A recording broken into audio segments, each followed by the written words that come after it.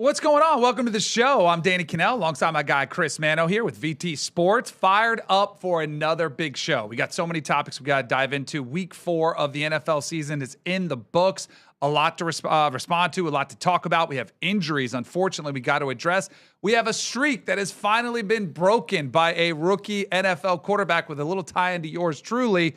Plus, might have a little Major League Baseball talk. Who is the best player in the big leagues? We'll discuss that, plus an epic showdown in the playoffs, a dream scenario for Major League Baseball. So much we have to get to before we do much more, though. Checking with my guy, Manno. How we doing? Doing excellent, brother. How are yourself? Phenomenal. I want to give a shout-out to our guy, PBD, because we shoot the show here in Fort Lauderdale, and we're at the hangar where PBD's podcast shoots right next door. The water... I have to appreciate good water. And so for people that are listening, they're like, what are you talking about? This is not your average water. It's not your water jug. We've heard that like talk around the water cooler. Mm-hmm. It is the nicest water machine I've ever had. And the only other place I've seen this water, I don't even know what to call it, outlet, is at the Sky Club, Delta. Shout out Delta. I'm a frequent flyer mile. Got my diamond status with them. So when you go there, but they only have 3 flavors max and 2 choices, flat or sparkling. All right?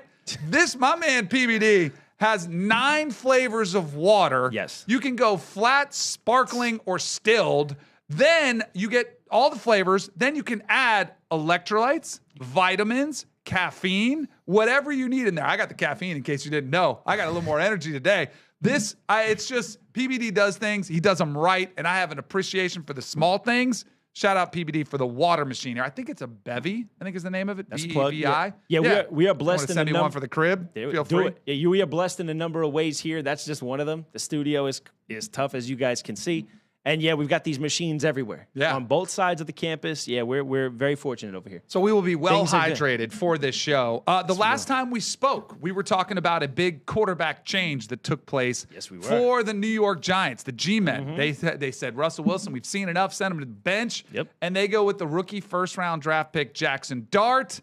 There was some excitement. There was some buzz, but they had the vaunted Los Angeles Chargers coming to town with a nasty defense, one of the young studs at quarterback, Justin Herbert, and the Giants haven't beaten the Chargers since 1998. Can I ask you a question? Yeah. That 1998 team, I feel like I know a couple of guys from there, but they're on the tip of my tongue. Anybody special lead that team? Oh, look at the graphic we got pulled up. That is yours truly. I remember, this is kind of dating myself. This was not in Los Angeles. This was in San Diego. Yep. They actually had a baseball field on there where the Padres played as well. Crazy, right? So one of the touchdown passes that I threw, I was actually dropping back around into the infield shortstop. Yeah, like it really was. Nice. And threw a touchdown pass to Cab Calloway, who was awesome.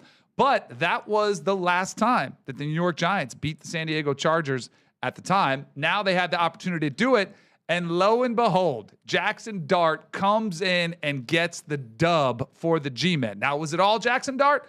No, clearly it's not. But the defense gets it done. They were harassing Justin Herbert, had a couple of huge defensive plays, and Jaxson Dart, most importantly, it is the most important stat for any quarterback, is you got to secure the win and you got to secure the football, which he did both of those things on Sunday for the G-Men. And that's something we talked about last week, and it's something that Coach Daboll did well early in his career, and I think he did a really good job of it last week, not asking Jaxson Dart to do too much. And his stat line didn't light you up, but just having him in there provided that shock, that spark. He was super impactful. He was 13 for 20, 111 yards and a touchdown. And then that rushing touchdown that I don't think because Russell came in for one play, and coincidentally, it was a sack. Pocket collapsed. We have a video of the rushing touchdown. Oh, let's see it. Yeah, let's see those quick. Yeah. Now, this was quite different than your boy here. I was more of a statue back in the pocket, running about a 5'2", 40. Jaxson Dart has some wheels. That's what I noticed from him coming out of Ole Miss. He's pretty athletic. Designed quarterback draw. There was never a doubt what he was going to do with that football. A little celebration at the end. Yeah, get it, Jaxson. And I love this kid, man. I think he's like your prototypical. I think he's your new wave quarterback. You got to be able to move. He's got a cannon for an arm, and he's very much Patrick Mahomes-esque in the sense that he's thinking on the fly. I heard that little shovel pass that was his first touchdown pass wasn't even really a design play, that it's something they started talking about on the sidelines. He hit a little tight end shovel, and that was his first touchdown. But that's what I think the Giants need to do going forward. Let that emotion work, right? Let that spark happen. Ride that defensive front, because we know, I mean, Dexter Lawrence, the kid Abdul Carter is a savage, man. He's all over the film. And I think that's the formula for these guys. Don't overdo it. Coach Daboll, man, take a piece out of your take a page from the first year here. And just let your quarterback do enough. And like you said, man, protect that football. And I actually loved it, man. And it wasn't too big for him. He was poised. He was confident. And you know what I liked about him too? It looked like he was going to get injured. And he stood right up, shook it off, was pissed when they pulled him off the field, you know? Yeah. Yeah, he showed me a lot. I liked him. He definitely did. So the two most important things for me, got the win, already mentioned that. Mm-hmm. And there is one really easy way to win over your teammates and your fan base as a quarterback. It is to put your body on the line. He did it a few times. There was the run that he had where he had to break the tackle down. They were going in to potentially score. Yep. Breaks a tackle, puts his body, stretches out for a first down. So that's the good news. That's the praise for Jaxson Dart. The next bit is a warning. Okay, you won him over. Don't do it again, because your body will not survive those type of hits. This is not Ole Miss. This is not college. It's not the SEC. This is the NFL. Make sure you protect yourself. Looking at his vibe, his look, is he kind of a white version of Patrick Mahomes? Like the hair kind of done. He's got the little top fade. Like he's got the glasses, got a little swagger. Hey, Mahomes is a sneaky trendsetter, man. They make fun of his voice and stuff. You ever see the kid from Nebraska? Dylan Raiola? Mini Mahomes. That's what they call him. Oh, my gosh. It's incredible. Yeah, man. These guys, it's crazy to think about that Mahomes is in year 8 or 9 now, and all these guys grew up on him. Yeah. Like, I mean, they drop into different Mini arm Mahomes, slots like Mahomes. Oh, he wears Raiola's number 15. Crazy. He does the jump celebrates exactly like him. He does everything. This between. And he's actually, I mean, and he knows him. He's trained with him. Dylan Raiola's dad played for the Detroit Lions. He was an incredible player, so he's had contact with him. And people have actually criticized Dylan Raiola. I say, why? Like, I idolize Dan Marino. That's why I wore number 13. I tried to look like him in the pocket, and I didn't do near as good a job as Dylan Raiola did. So I say good for you for doing it. I will say this, because Jaxson Dart, he was dancing, he was celebrating, he likes to talk a little bit. You can tell he's feeling himself.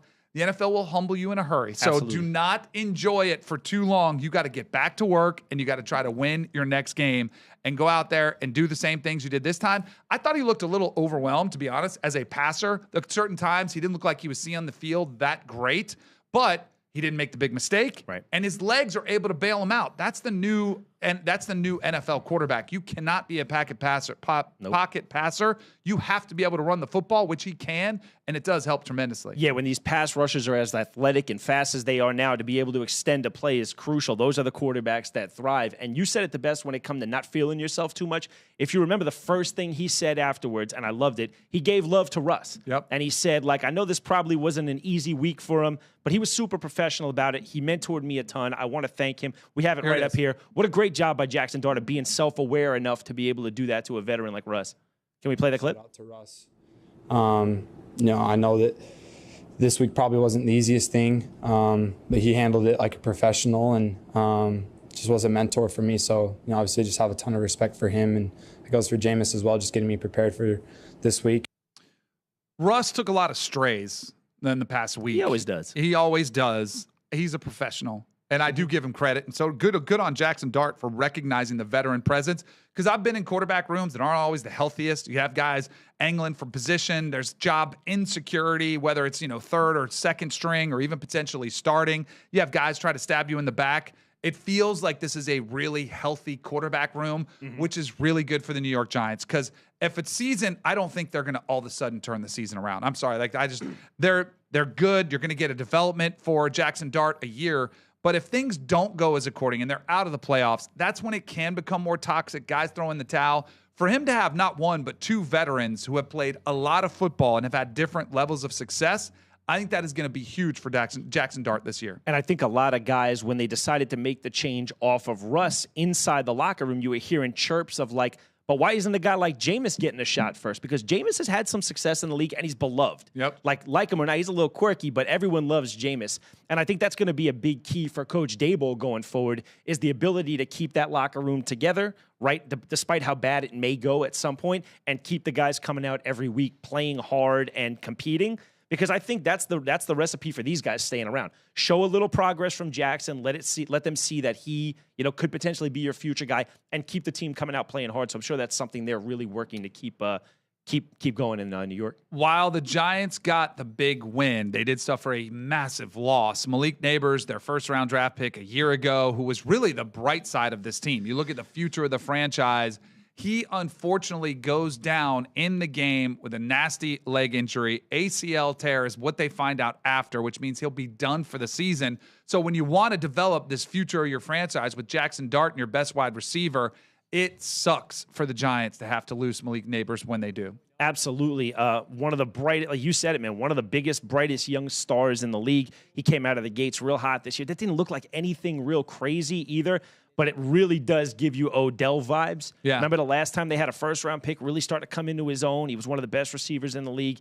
And on the same field, I actually think we have a graphic. Malik, I sent you a graphic over. That's the crazy eerie, how similar check out how similar these two situations were. Can we pull that graphic up real quick, Malik? So it's yeah, I got you. So it's on the same field, first-round pick versus the same team with the same college's quarterback in. So how weird and crazy is that? And then from there, I sent along a list, guys. It's becoming a trend now where that MetLife turf in New York, these are, series of recent injuries on that MetLife turf. It gets more flack than the rest of the league.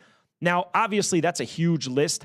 I'm not sure that they're using different turf from the rest of the league, but at some point, it's a trend, man. Like, look at how that's going. There's so many major injuries on that turf.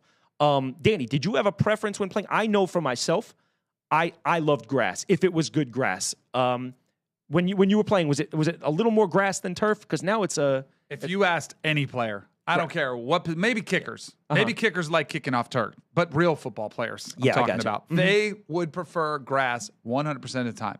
Like if you polled the players, I would imagine it would be close to 100% that would say we would rather have grass. Now they have, like, science has evolved to a place where the fake turf is better than it was when I played. Like in Giant Stadium and at the Vet in Philly, at some of these other places where we played 30 years ago, it was basically asphalt with a very thin layer of like fake carpet that was awful. It was horrific. Like I didn't even play half the time as a backup, and my back would be sore just from standing on the asphalt. It was such a thin layer. You'd have guys with nasty turf burns all over. They try to wear those white things. And there has been an evolution in the turf game from going from the rubber pellets that are inside to actually using sawdust now and using some different materials to try to replicate it.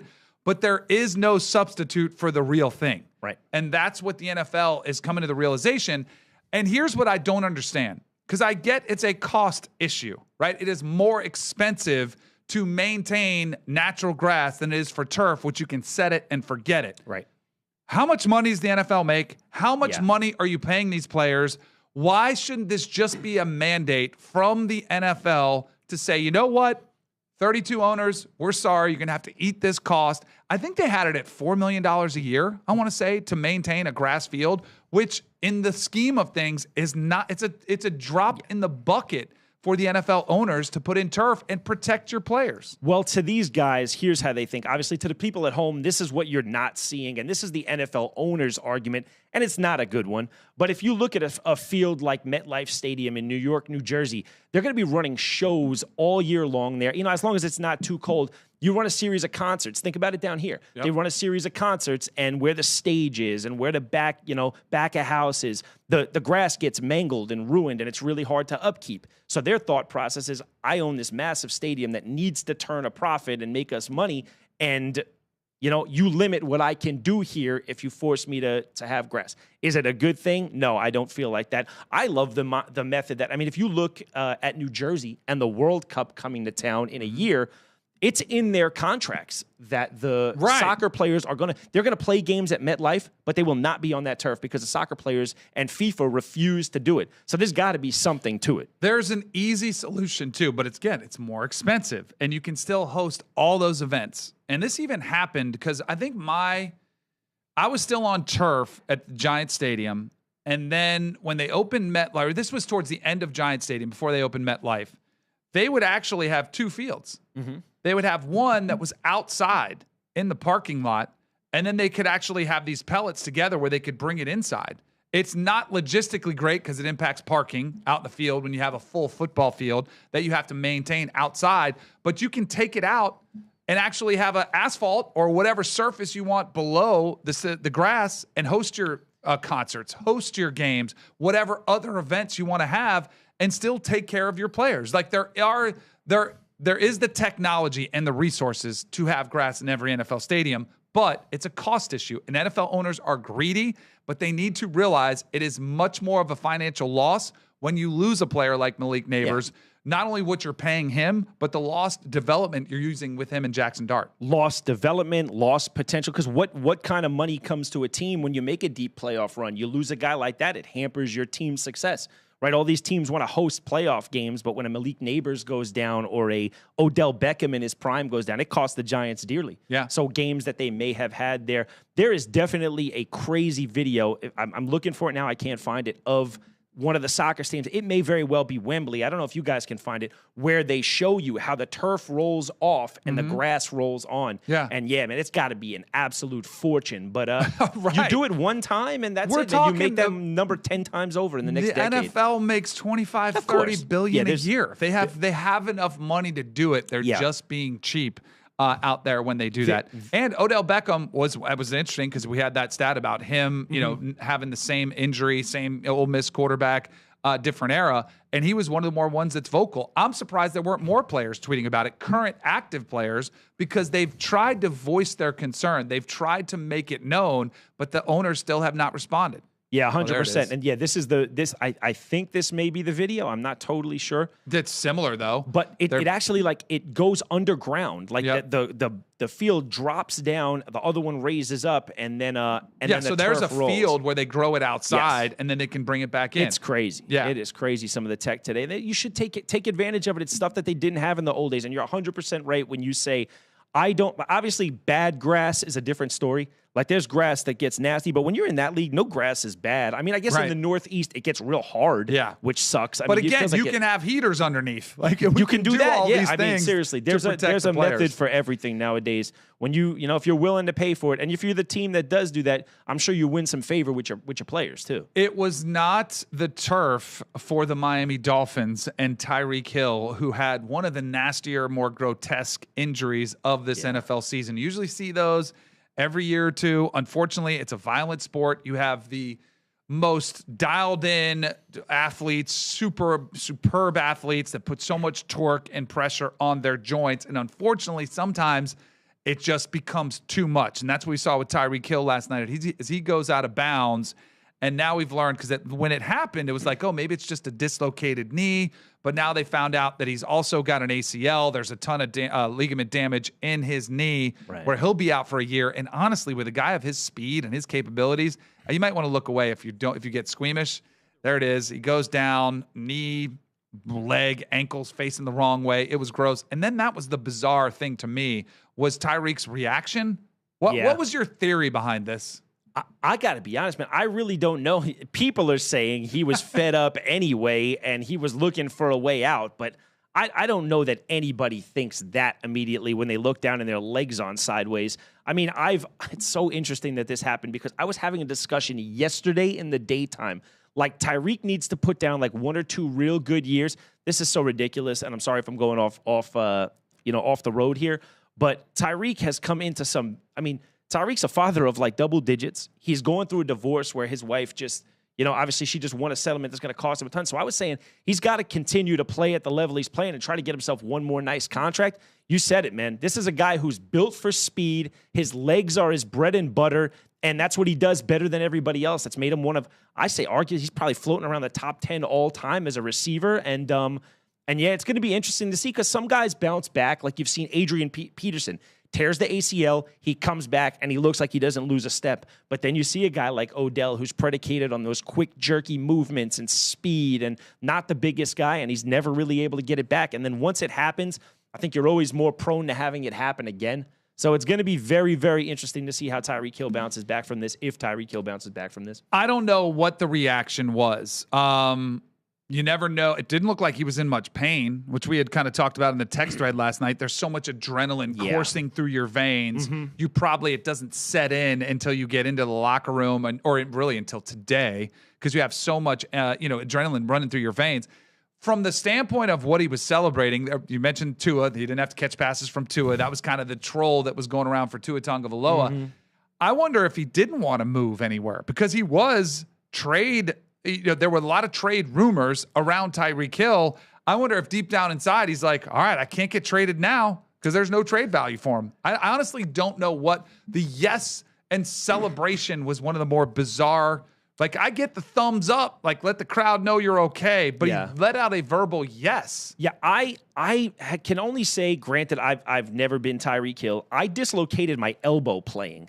And I mean, before I knew what was happening, I turned my head this way. It was on sideways. I'm trying to wrench it back. I know. I think I was like half in shock, like half not aware of what was going on. Then they put it back in, and I did go, you could feel it go back. Maybe he wasn't kind of completely with it. You look down and your leg looks like that as a guy this guy's whole life, let's be real, Tyreek Hill's identity is his speed. He's a guy who in the offseason goes and runs with the Olympic track team, and he competes. You know what I mean? His game was going to be, he's going to be able to play as long as he keeps that speed. And I mean, that's got to be a shock looking down and seeing that's your bread and butter, man. As an athlete, your body is your tool. To look down and see that, I can't imagine I'd be thinking normal 15, 20 seconds afterwards, right? No. What are you thinking? I don't know. I don't know what you're going to go through, and we'll see. The Dolphins did get their first win. That was the good news. It was the New York Jets. So you have to take it with a grain of salt. For the Miami Dolphins. Speaking of injuries, did you see the injury to Pittsburgh Steelers backup quarterback Skylar Thompson? I did not. They were playing in Dublin, Ireland this past weekend, and it was reported he was robbed. Oh, I did see this. In Ireland, yes. Friday night, he was hospitalized, assaulted and robbed in Dublin. There was very little information on it. The Irish Independent newspaper reported Sunday that Thompson was assaulted and robbed in Dublin and was briefly hospitalized with minor injuries. That's crazy. You don't really hear much of that happening too often. Just one word of advice to players: stay low, keep a low profile. Sometimes they like to wear a nice watch, some chains. You're out on the road, be careful. And in that game, you did have the Steelers get a win. I thought that was an injury report that was a little off the rails, but a way to tie us in with the Steelers getting it done. I hate the overseas games. Okay. Is it? I hate all of it. So I feel we're trying to force football on the globe. And it is America's sport. When you go over there, half the fans don't know the rules. Yep. They kind of just go because it's a party and you see some of these superstars. Granted, there are some that are super dialed in. It takes away a home game from the teams that are there, from one of the teams that would have a full fan base at home. Meanwhile, it puts a tax on them to have to pay to go across the pond to watch your team. It makes no sense. And the other thing I hate about it, I hate 9 a.m. kickoff times or 9:30, whatever time it kicks off to their Sunday morning. Can't we just have, like, I get Sunday is the NFL's day. Can't we have Sunday morning, spend a little time with the family, go to church, enjoy, relax a little bit before we have to flip it on and watch the NFL?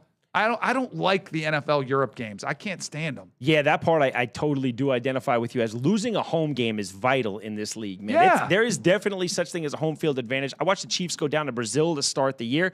They could have been playing on Arrowhead Field, and they wound up going down there having to deal with that. Yeah, the change in schedule is weird for me always as an East Coast kid. I never even grasped how on the West Coast they start games at 10 in the morning. It just doesn't seem like I'd be geared up and ready. How do you get to the store? How do you get your wings? How do you wake up, do whatever you got to do before the games start?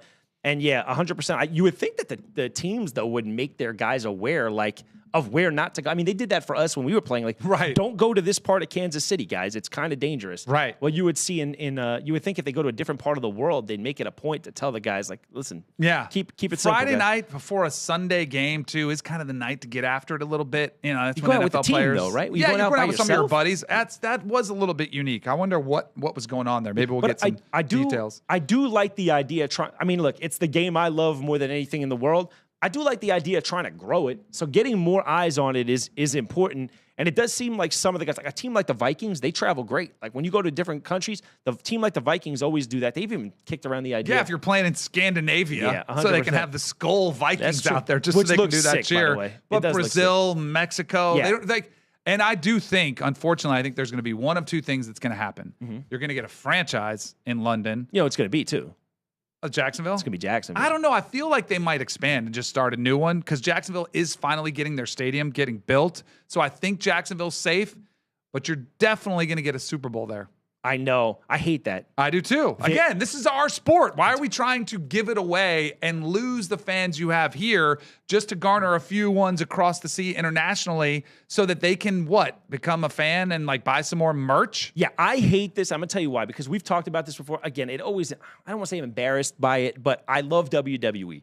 And WWE came out like 2 weeks ago and said they're going to do WrestleMania, their Super Bowl, in Saudi Arabia. And the first thing I thought was, American fans support the product all year. They make a weekend out of it. It's a 2-week spectacle heading up to the Super Bowl. The idea that we wouldn't be able to do that, no media row, no go to the city and start kind of like infuse the economy because they can get more from a city in Europe is very frustrating. And you hope that doesn't happen, right? No, I hope that doesn't happen. Me too. So I hate games overseas. Okay. You know what else I hate? I hate ties in sports. Maybe that's why I don't like games overseas because it reminds me of soccer where they have ties. Do we have ties in baseball? No. Do we have ties in basketball? No, and baseball even went out of their way to ruin the 10th inning with that Manfred, man. Yes. Worst thing ever. Sunday night, we saw a tie in the NFL. We get one or two of these every single NFL season, and I get annoyed because when I look down at the standings, there's always one or two teams, now two, that are out of whack with that completely. 3-1-1 or 2-1-1 or 1-2-1, whatever the case may be. Why can't we figure this out? Why it's so complex? And by the way, the overtime rules I can't stand. The NFL needs to follow what college football does. It is the best overtime, most exciting overtime in sports, what college does. So if you're not familiar with it, you place the ball on the 25-yard line. One team gets to go. You flip a coin to see who goes first. Then the second team gets to go, right? And you play football. So both sides of the ball get involved. The kicking game gets involved if you get stopped. And then what do you do if they both score? You line it up again. And so you don't have to go all night long. In the second overtime, you have to go for 2-point conversion. And then in the third overtime, guess what you do? You line it up on the 2-yard line. You say, all right, the next one to score wins. It's so much fun. I think it would do unbelievably ratings-wise, success-wise. I think the players would love it. The NFL needs to take a page out of college football and use the college football overtime rules. Well, my man, I thought it'd be a little too soon for you to praise overtime in college football. Yes. But yes, man, 100%. I don't know why they've made the move. I mean, you could take the entire overtime and move it to red zone. There's a million different things you can do. The overtime in college is second to none. I love it too. I think there's strategy to who gets the ball first. There could be an immediate game-ending play. You pick it off, you take it the other way. There's a million cool things that happen in college overtime. I don't know what's taking them so long. If you played basketball at the park growing up, were you going to leave with a tie? Never. No, you were going to play until you couldn't play anymore, until there was a winner determined. Drives me nuts. And look, you think about it like this. The most important games are what? Postseason games in every sport, and you can't tie there. Right. So why would you treat this any different? So back to the game, Cowboys, Packers, we know the score in a tie. Yeah. Well, who won the game? Who won it? Who won the narrative? Because this was one that was spicy. And really, it feels like it was between Jerry Jones and between Micah Parsons. That contract negotiation ended sourly. It was one of the biggest surprise bombshell trades we've seen made. Who won the night? Well, if you ask Jerry Jones, he'll say it's a tie because that's what he was trying to put off at the end of the game. Like, they did what they did and we did what we did, and it ended in a tie. No, man. Micah Parsons is a generational player. It's going to take a long time for me to believe that they made the right move getting rid of him, especially when he's going to probably put on a gold jacket the first opportunity he has. He almost single-handedly saved the game where Dak Prescott was going to run in for a score, and he comes around the edge on one side, gets all the way to the other side of the field, and takes him down at the end. That's a special player right there. But I'll tell you one thing, man. Dak Prescott's the truth. Yeah. Yeah. And he's always been. He's one of the most underrated quarterbacks in the NFL for consistently delivering consistent results. Now, granted, in some of the bigger stages, he hasn't shined. He hasn't had that playoff success. But if you want to look at somebody and say, Sure, give me 4,000 plus passing yards, give me around 40 touchdowns and 15 interceptions. Who wouldn't take that? You'd be crazy not to take Dak Prescott. One of these days, I do think Dak is going to break through, but unfortunately, it's probably more of a result of the supporting cast, and now the lack of it on the defensive side of the ball. Well, that's going to have to be their method now, right? It's just going to be outscore everybody. And watching George Pickens last week, knowing that CeeDee Lamb is going to come back at some point, that's a scary offense, man. Yeah. When they come back and get the two of them on the same page, George Pickens is a 1 on most teams, right? He only left Pittsburgh because of that he's kind of a knucklehead, right? He's a big knucklehead. But yeah. you bring the two of them together and get them on the same page, that offense is going to be nasty. And if Dak Prescott stays healthy, watch out for them Cowboys, man. So one of the things that Jerry added a little bit of context and color to the negotiations that took place. Did you hear where he said he felt like Dak Prescott was indispensable? And he said Micah Parsons was dispensable. And he kind of said he had to choose between one or the other. Is this a little bit of it? Yeah, let's hear a little Jerry after the game. About the way your team batted Micah Parsons specifically tonight. The way they held him at bay, that he didn't have sacks in his game back in the maybe as much as some expected. Well, I knew that he is the great player that he is. And I like the way that we got ready to play him, and we played him, and we ran at him, and but we knew he was there, and he made a difference. But that's the way it goes. Whether we like it or not, I'll take my side of it, and Green Bay can have their side of it. Jerry, when you consider no CeeDee Lamb, can you think of a better game that Dak Prescott has ever played for you? I can't. I saw him right there a minute ago, and I happen to agree with you. And to not come out with a W for that one is unbelievable for him. But I thought he was the better quarterback tonight, and I would think that, but I do think that. And I know what we've got ahead of us. It's Jerry will talk NFL, for an hour. His schedule is daunting. But we've got help good stuff. on the way. There he is. And I thought the Cowboys won the night. They were not supposed to be the better team. They were an underdog. You walked out with a tie. Granted, the 40 points make you look like, boy, you could have used Micah Parsons, but they had Micah Parsons and still gave up 40 of their own. So I think the narrative was, the Cowboys are doomed. They're going to be devastated. And the Green Bay Packers all of a sudden are an instant Super Bowl contender. I think the Cowboys won that night. Yeah, I guess so. I'm always a big believer in whoever gets the best play. Yeah, they win the night. I don't know. Is there? I don't know, man. I don't think that. I think that's a lose to me. I don't think anybody won that night.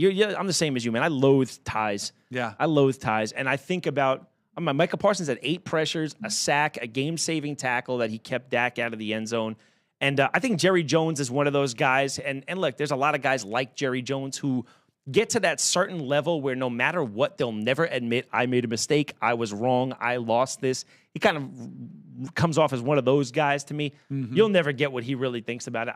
I'm a big believer in whoever got the best player usually wins the trade. Yep. But do we have let's go back to that Micah and Dak little dap up after the game, because I did like seeing that. Yeah, that was cool. Yeah.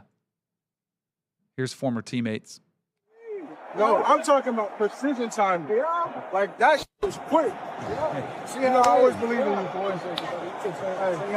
I'll see you soon. 100%. Love you, brother. Love that. Former teammates, they realize it's a business. Players take it way better than the fans, way better than even the owners. They realize, hey, these are part of the sport. It's a brutal sport physically, it is mentally, and it is business-wise. And sometimes this is what happens. And Dak is in one of those super prolific positions. It's like quarterback of the Dallas Cowboys, center fielder for the Yankees, all that stuff, where he's always going to come under scrutiny. But rumors has it, man, and I think Dak Prescott's probably one of the most likable guys in the world. His story's incredible, overcome a ton, family stuff. And it's good. I'm glad to see him healthy and out there doing his thing. And, yeah, his teammates love him. He is awesome dude. Happy for him. And if you want a little insight of Jerry Jones, this is just a plug for a show that I really enjoyed, the Netflix series. Crazy, yeah. It is really good. Look behind the scenes. Mm-hmm. It's very raw. They show them after they get blown out in the playoffs. Some are very watered down, and they Yeah. give you the best version. They let you see everything, the good, the bad, and the ugly, and it's awesome. It's highly entertaining. America's Team on There's a Netflix. quote in there that I think sums up Jerry Jones. The one guy said, I think it was in there, but I've definitely heard it recently, was if you gave Jerry Jones the choice of winning the next 2 Super Bowls, but he has to stay out of the media and not do one interview for the next 2 years, he'd never make that trade. No, and I he actually wouldn't. think after watching that, it's probably true. He wouldn't. Right? No, Yeah. no doubt. The last time we were here talking, one of the biggest surprises of the season was that we had the Ravens and the Chiefs sitting at 1-2, and they were squaring off against each other at Arrowhead. And now that surprise becomes pretty one-sided because the Chiefs looked really good. Patrick Mahomes back on track with 4 tutties in the game. And the Ravens don't put up much of a fight at all. The game really wasn't even that close. No, it wasn't. The Ravens came out, scored the first 7, and then Patrick Mahomes went full-on Patrick Mahomes. The biggest difference is this, man. We talked about it last week, right? It's been an absolute crime that Patrick Mahomes hasn't been able to have that arsenal of weapons. He has 3 big-time players in Rashee Rice, Xavier Worthy, and Hollywood Brown, but they're yet to play a game together, all 3 of them.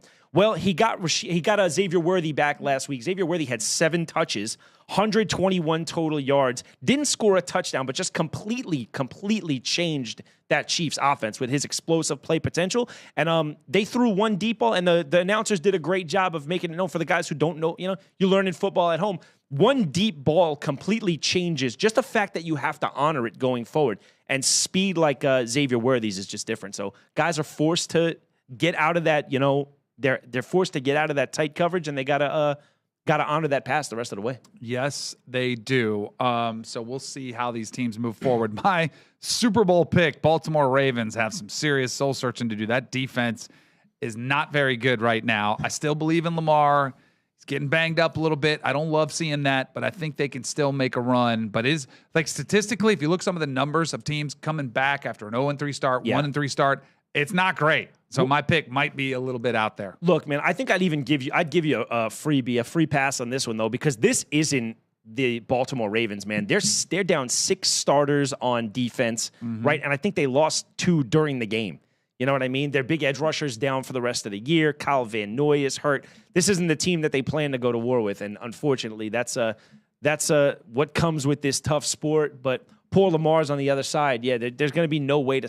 You can't stay with a team like the Chiefs down 6 starters. No, you cannot. If you were to go to Rob Manfred, the commissioner of Major League Baseball, and you could say, give me any matchup in the postseason, what would he say? Probably Yankees, Red Sox, Right? Yankees, Dodgers. I think for a World Series, I think it's Yankees Dodgers, right? And then probably it's a Subway Series. You get it, Mets Yankees. But just for a playoffs, and sure, maybe you'd like it to be in a championship series as opposed to the first round in the playoffs, which they're talking about potentially just reassignment. With the teams. Yeah, but go ahead. I didn't mean to cut you off. But we do see the Yankees squaring off the Red Sox in New York. It should be fun. It's going to be absolutely incredible. The postseason starts. It's actually afternoon baseball, which is one of my favorite things. I remember as an NFL player getting off the practice field, coming in and going racing in to see what the baseball results were. The biggest matchup of all these, though, is the Red Sox Yankees. It's the best rivalry in the sport. It is phenomenal. And the Yankees have one of the best players in Major League Baseball, and Aaron Judge. Is he the best player in baseball? I mean, under normal circumstances, I think I'd unquestionably say yes, but there's a guy in Los Angeles who's doing things that we've never seen before, right? We could touch on Judge first. Judge is in the middle of a heated battle with Cal Raleigh, the catcher from the Seattle Mariners, for MVP. It's probably one of the closest debated ones in a long time, but if you actually dig into the stats, I really don't think it's that close. Judge leads in WAR, hits, average. He's the 3rd guy ever, along with another Yankee, Mickey Mantle, to hit 53 home runs and win a batting title, which is absolutely absurd. He leads in on-base percentage, slugging, OPS, OPS+, all the important stats, and he's doing it while he's the captain of the Yankees, and he just set the American League record for most intentional walks in history. So that means teams, they took 35 at-bats away from him. So who knows what he's capable of. And then Cal Raleigh, switch-hitting catcher, 60 home runs, which is absurd for a catcher. But he's a 245 hitter. Whoa. This is a Florida State Seminole you're talking about right now, who is the biggest surprise of this season. Okay. As much as I would love to pound it and give you a little tomahawk chop and make the case for him, I think it's Aaron Judge's award. He has been, you mentioned it. It's not only the statistically greatness of this season, the names that you're coming up with, comparing it to all-time greats, even being in the same conversation as a Mickey Mantle, it is absolutely remarkable what he's done. What I think he's facing is that voter fatigue, that MVP fatigue, where he's won 2 out of the last 3. He probably should have won a 3rd when Altuve got it in like 2019. But I think people are just tired of voting for him. They just want to see a new face. They're tired of it's like a big Yankee thing. The Yankees get a little bit of hate out there. My favorite thing about Aaron Judge, everybody likes the long ball. He hits bombs, absolutely. But the sport of baseball has been so corrupted by guys just swinging for the fences. And it's like, strike out 3 times, swing for the fences. Maybe you get a home run. Maybe you get lucky. For him to win the batting title and batting average 331 and hitting home runs at the same time, that's why I have such an appreciation for him. Is not a home run hitter, just a hitter at the plate, which is something we don't get much anymore in Major League Baseball. And if you watched Aaron Judge's growth from the time he came in as a rookie, he used to be a strikeout machine. He was one of those hitters, but he has gotten so much better at kind of being able to kind of see balls and strikes. And like I said, he's drawn a ton of walks now, and his strikeout rate is way down. Yeah, I don't know why. In the age of analytics, the batting average has become less important.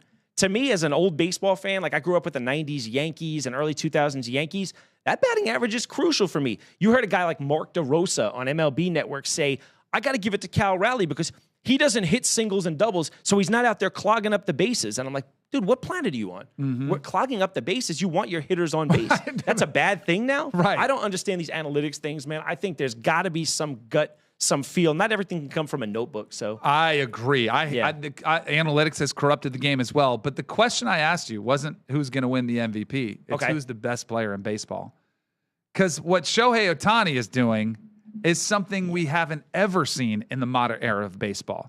And the 50-50 club, which is one of one, where you have 55 home runs and you also have 62 strikeouts, being a two-way player. That's why I don't even think this is a conversation, because they're not the same.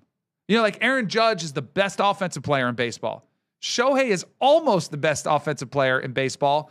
And when he's healthy, he might be one of the better pitchers. Now, if we could get him to pitch a full season and see more of him, then we're talking about, where he gets the full appreciation. I still don't think people in our country, even baseball fans, are fully appreciating the greatness of what we're watching. Yeah, he's out of this world. He is out of this world. And you said it, it's funny, you said 50-50 club, and I think immediately as a baseball fan, you go to home runs, stolen bases. Right. Your brain can't even conceive that 50-50 club in this instance is 50 homers, 50 strikeouts as a pitcher. See, if it was just pitching, I used to always get in the argument, like, when a pitcher would win MVP, and I'd love to get your thoughts on this because I know you used to pitch a little bit, right? When a pitcher would win MVP, I would always fight back on it. And my baseball friends would say, what do you mean? What are you fighting back on? You're not playing every day. You can only impact 1 out of every 5 games. So to think that even the best pitcher, you win 22 games, it's a huge deal. But you're only impacting 30 games a year, whereas these everyday players. But when you got a guy like Ohtani who's impacting every game in some way, and some games, the ones where he starts on a level where nobody's done it before, it is very hard to argue against him, man. And that's as a Judge homer, man. It's really difficult. It is unbelievable what we're watching unfold in baseball. Last thing we'll get to, that's another one. I think you're going to know my take on this one. Okay. The NBA wants to have a Europe Cup. Is that what you were explaining to me? So Adam Silver has laid out a vision for what's called the NBA Cup. And the NBA Cup would be where NBA teams face off with teams from Europe and Asia.